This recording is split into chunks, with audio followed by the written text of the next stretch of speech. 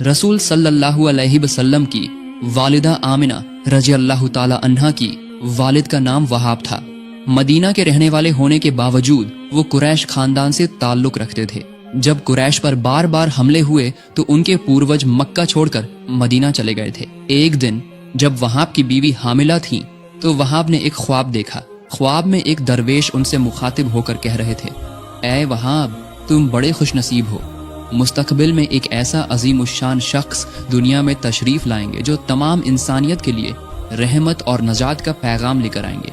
उस अजीमुशान हस्ती को अपने पेट में रखने की सादत तुम्हारी औलाद को हासिल होगी। तुम उसका नाम आमीना रखना।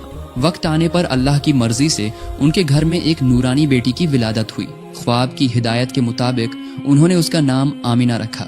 इससे पहले मक्का या मदीना में किसी ने भी अपनी बेटी का नाम आमीना नहीं रखा था। यह नाम उस वक्त पूरे अरब में बिल्कुल नया था।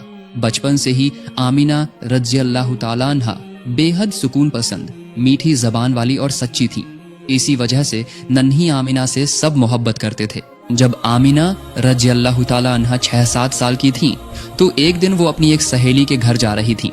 रास्ते में उन्हें एक सोने का सिक्का नजर आया। उन्होंने वो सिक्का उठा लिया और सोच में पड़ गईं, क्या इसे उठाना सही हुआ?